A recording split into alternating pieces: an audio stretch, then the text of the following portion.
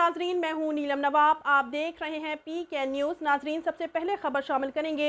मारूफ सियासी और समाजी शख्सियत अंसर महमूद सिंधु, शाहजहां वड़ाइच और सेठ मोहम्मद अशरफ की जानिब से DC कॉलोनी के रिहायशियों और फाउंडर ग्रुप के एजाज़ में पुरतकल्लुफ़ इशाए का अहतमाम किया गया। इस मौके पर हमारे नुमाइंदा सरदार ताहिर महमूद उनसे बातचीत कर रहे हैं। आइए हम आपको वहाँ लेकर चलते हैं। जी, इस वक्त मैं मौजूद हूँ। आज से 4 दिन बाद तकरीबन की डेट है 12 मार्च। आज फाउंडर ग्रुप के एजाज़ में मरूफ सियासी समाजी शख्सियत साबका चेयरमैन बैंका चीमा मोहतरम अंसर महमूद सिंधु साहब ने बेहतरीन किस्म पुरतकल्लुफ़ अशाइया का काम किया, जिसमें सैकड़ों की लोग शिरकत की। मेरे साथ प्रॉपर्टी डीलर एसोसिएशन DC का सदर मोहतरम साहब मौजूद है। मिर्जा साहब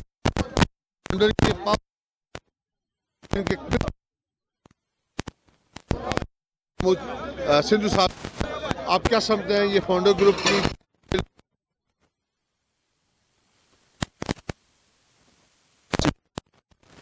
रिहायशी सारे इलेक्शन लड़ रहे हैं। अमजद सलीम भट्ट एक अच्छे शख्सियत है, वो इंशाल्लाह सोसाइटी के लिए बेहतर से बेहतर काम करेंगे। चीमा साहब, अज तुहाडे दोस्त और तुहाडे इलाके दे बैंका चीमा, क्योंकि तुसीं गखड़ तो तुहाडा बाई इलाका है, अज उन्हें एक बेहतरीन अशाइया दिता है और बड़ी सैकड़े तादाद रिहायशी मैंबरान ने शिरकत की और सियासी समाजी लोगों भी। तो समझ है कि जित दी नवीद है। जी बिल्कुल, माशाल्लाह, बिस्मिल्लाहिर्रहमानिर्रहीम। आज जो हमारे प्यारे भाई हैं अंसर संधू साहब, एक्स चेयरमैन है Banca Cheema, UC Banca Cheema, और उनके साथ हमारे भाई शाहजहां वड़ाइच साहब, माशाल्लाह उन्होंने, आपने देखा कि बहुत अच्छा इत्माम किया और लोगों का ये शौक़ देखकर, ज़ौक़ देखकर, फाउंडर ग्रुप की तरफ रुझान देकर इंशाल्लाह हम ये समझते हैं कि कामयाबी 100% फाउंडर ग्रुप की होगी। जी, तुहाडे ते अब सोच रहे लोग कि तुहानू फाउंडर तो टिकट नहीं लभनी, ते तुसीं समझो कि मुखालफिन नू तुसां अपना मैसेज दे दिता, तुसीं अपनी जित दा ऐलान करदे हो। जी, मैं बस पंजाबी च गल कर लेने। मैं उन्होंने ये पैगाम की देना, उन्होंने पैगाम मिल गया और मैं अपना मैच अलहमदुलिल्लाह उन्होंने को जित चुके हैं। 12 मार्च का मैच है जी, वो अल्लाह के हत्थ ते अवाम के हत्थ है, लेकिन जो मेरा अपने मुखालफां दे नाल सिर्फ एक मुखालफ दे नाल, तो मैं अलहमदुलिल्लाह अल्लाह ने मैनू इन्नी इज्जत दी। अमजद सलीम भट्ट साहब ने, मेरे साथियों ने, हाजी परवेज़ भट्ट साहब ने और शाहजहां वड़ाइच साहब ने और बहुत सारे पिछे किरदार ने।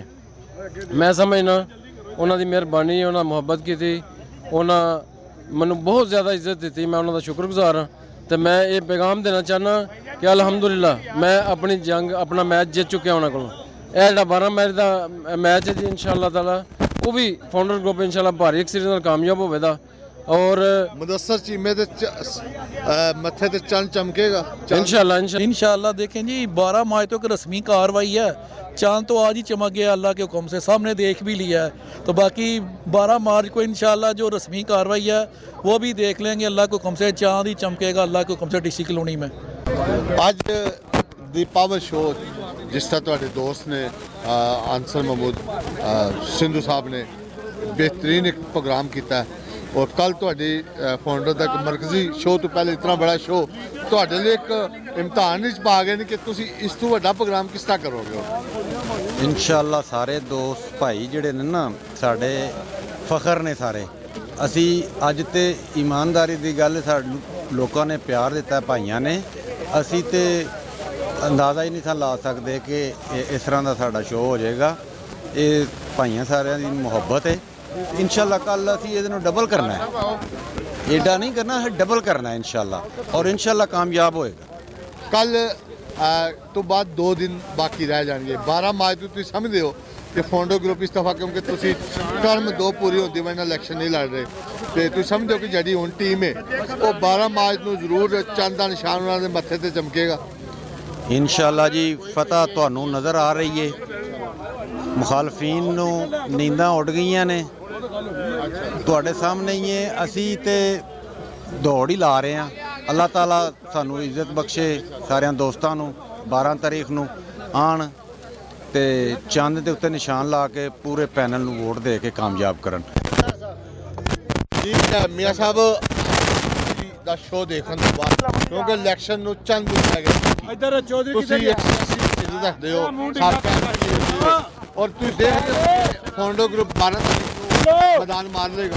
ਬਿਸਮਿਲ੍ਲਾਹਿਰਰਹਿਮਾਨਿਰਰਹੀਮ ਇਨਸ਼ਾਅੱਲਾ ਜਿਹੜੀ ਜਿੱਤ 12 ਤਰੀਕ ਨੂੰ ਫਾਊਂਡਰ ਗਰੁੱਪ ਦੀ ਹੋਏਗੀ ਉਹਦੀ ਵਜ੍ਹਾ ਹੈ ਕਿ ਫਾਊਂਡਰ ਗਰੁੱਪ ਦਾ ਜਿਹੜਾ ਕਿਰਦਾਰ ਹੈ ਉਹ ਸਾਰਿਆਂ ਦੇ ਸਾਹਮਣੇ ਜਿਹੜਾ 3 ਸਾਲ ਦੀ ਜਿਹੜੀ ਐਸ ਕਮਿਊਨਿਟੀ ਦੇ ਨਾਲ ਜ਼ੁਲਮ ਸਿਤਮ ਹੋਇਆ ਉਹਦੀ ਆਵਾਜ਼ ਉਠਾ ਰਹੇ ਨੇ ਹਾਜੀ ਅਮਜਦ ਸਾਹਿਬ ਉਹਨਾਂ ਦਾ ਪੂਰਾ ਪੈਨਲ।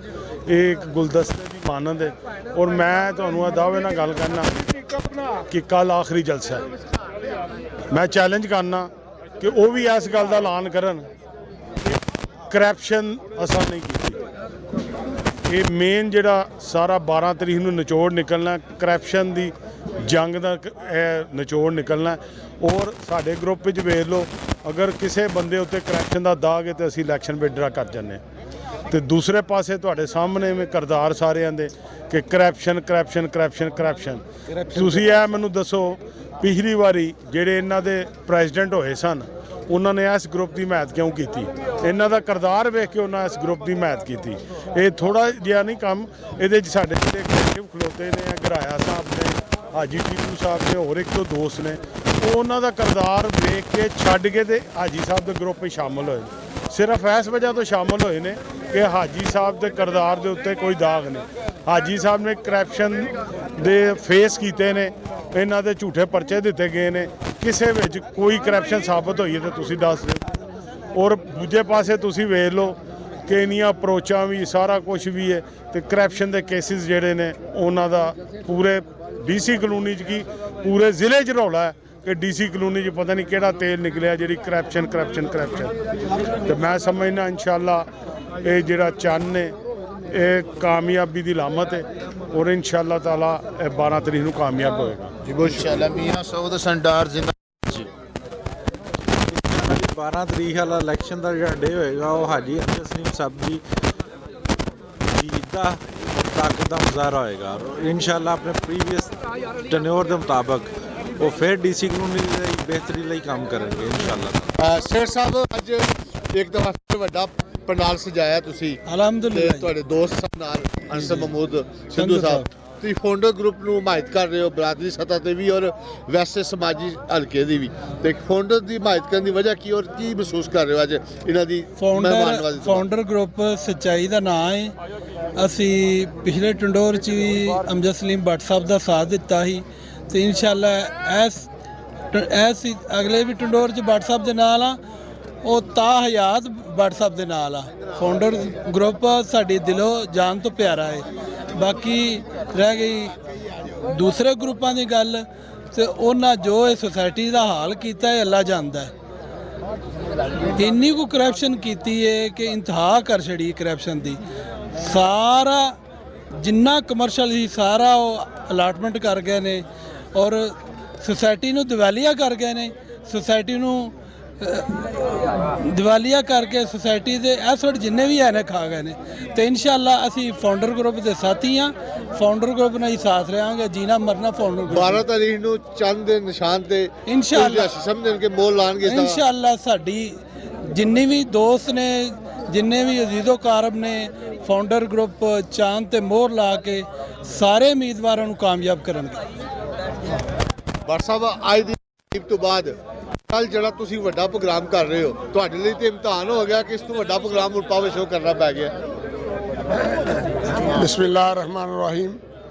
ਪੰਡਾਲ ਦੇ ਅਸੀਂ ਰੋਜ਼ ਸਜਾਈਏ ਤੇ ਲੋਕ ਦਰਜੋਗ ਤੋਂ ਆਉਂਦੇ ਨੇ। ਸਾਡਾ ਤਲਕ ਕਿਸੇ ਡੀਲਰਾਂ ਨਾਲ ਨਹੀਂ, ਸਾਡਾ ਤਲਕ ਮੈਂਬਰਾਂ ਨਾਲ ਹੈ। ਇਨਸ਼ਾਅੱਲਾ ਤਾਲਾ ਮੈਂਬਰਾਂ ਨੂੰ ਅਸੀਂ ਇੱਕ ਆਵਾਜ਼ ਦਈਏ ਤੇ 2 ਘੰਟੇ 'ਚ ਭਾਵੇਂ ਜਿੰਨੀ ਮਰਜ਼ੀ ਇਕੱਠੇ ਕਰ ਲਈਏ। ਅਸੀਂ ਰੋਜ਼ ਪੰਡਾਲ ਸਜਾਈਏ ਤੇ ਰੋਜ਼ ਪੰਡਾਲ ਭਰੇਗਾ ਇਨਸ਼ਾਅੱਲਾ ਤਾਲਾ। ਅਸੀਂ ਹਰ ਚੈਲੰਜ ਜਿਹੜਾ ਕਬੂਲ ਕਰਨ ਨੂੰ ਤਿਆਰ ਹਾਂ। ਅੱਜ ਤੋਂ ਵੱਡਾ ਪੰਡਾਲ ਕੱਲ੍ਹ ਹੋਏਗਾ। ਅੱਜ ਵੀ ਘੱਟ ਨਹੀਂ ਸੀ ਆਵਾਮ, ਇਨਸ਼ਾਅੱਲਾ ਇਸ ਤੋਂ ਵੱਧ ਹੋਣਗੇ ਨੇ ਔਰ ਸਾਰੇ ਮੈਂਬਰ ਹੋਣਗੇ 90-95% ਇਨਸ਼ਾਅੱਲਾ ਤਾਲਾ। ਅੱਜ ਵੀ ਮੈਂਬਰ ਸਨ ਔਰ ਕੱਲ੍ਹ ਵੀ ਮੈਂਬਰਸ ਹੋਣਗੇ। ਸੁਸਾਇਟੀ ਦੇ ਮੈਂਬਰ ਸਾਡੇ ਨਾਲ ਪਿਆਰ ਕਰਦੇ ਨੇ ਤੇ ਇਨਸ਼ਾਅੱਲਾ ਤਾਲਾ 12 ਮਾਰਚ ਸਾਡੀ ਫਤਹ ਦਾ ਦਿਨ ਹੋਏਗਾ ਅੱਲਾ ਦੀ ਮਿਹਰਬਾਨੀ ਨਾਲ। ਤੁਸੀਂ ਅਨਸਰ ਸਿੰਧੂ ਔਰ ਸੇਠ ਅਸ਼ਰਫ ਸਾਹਿਬ ਦੀ ਇਸ ਕਾਵਿਸ਼ ਦੇ ਬਾਰੇ ਕੀ ਕਹੋਗੇ? ਮੈਂ ਨਾ ਇਹ ਸਾਡਾ ਫਖਰ ਨੇ, ਫਾਊਂਡਰ ਗਰੁੱਪ ਦਾ ਫਖਰ ਨੇ, ਸਾਡੇ ਦੋਸਤ ਨੇ। ਉਹਨਾਂ ਐਡਾ ਵੱਡਾ ਪੰਡਾਲ ਸਜਾਇਆ ਹੈ, ਸਾਡੇ ਵਾਸਤੇ ਸਾਨੂੰ ਮੌਕਾ ਦਿੱਤਾ ਹੈ ਕਿ ਅਸੀਂ ਆਪਣੇ ਮੈਂਬਰਾਂ ਨਾਲ, ਆਪਣੇ ਦੋਸਤਾਂ ਨਾਲ ਗੱਲਬਾਤ ਕਰ ਸਕੀਏ। ਮੈਂ ਇਹਨਾਂ ਦਾ ਤਹਿ ਦਿਲ ਤੋਂ ਮਸ਼ਕੂਰ ਹਾਂ। ਅਨਸਰ ਸੰਧੂ ਸਾਹਿਬ ਜਿਹੜੇ ਨੇ ਬੜਾ ਜ਼ਿੰਦਾ ਦਿਲ ਆਦਮੀ ਨੇ, ਜਿਨ੍ਹਾਂ ਦੇ ਨਾਲ ਜਿਹੜੇ ਦੇ ਨਾਲ ਖਲੋਂਦੇ ਨੇ ਤੇ ਸਹੀ ਕਿਰਦਾਰ ਅਦਾ ਕਰਦੇ ਨੇ ਔਰ ਦੱਸਦੇ ਨੇ ਕਿ ਹਕੀਕਤ ਕੀ ਹੈ ਔਰ ਪੂਰਾ ਸਾਥ ਦਿੰਦੇ ਨੇ ਮੋਢੇ ਨਾਲ ਮੋਢਾ ਜੋੜ ਕੇ। ਤੇ ਮੈਂ ਸੇਠ ਅਸ਼ਰਫ ਦਾ ਵੀ ਤੇ ਸ਼ਾਹਜਹਾਂ ਵੜੈਚ ਦਾ ਵੀ ਸ਼ੁਕਰੀਆ ਅਦਾ ਕਰਨਾ। ਸ਼ਾਹਜਹਾਂ ਵੜੈਚ ਤੇ वैसे ही साढ़े फाउंडर ग्रुप का फखर है। जो महफिल सजी उसमें जहान साहब जो साबका डिप्टी मेंबर थे डीसी कॉलोनी और मोहतरम अनसर सिंधु साहब और सेठ, ये आज सैकड़ों की डीसी कॉलोनी के मेंबरान और रिहायशियों ने शिरकत और इस बात की नवीद सुनाई कि डीसी कॉलोनी का इलेक्शन कांटेदार होगा और 12 तारीख को चांद चमकेगा, इन सब का ये कहना है। और कैमरामैन मलक सफराज के साथ सरदार ताहिर, डीसी कॉलोनी, गुजरात।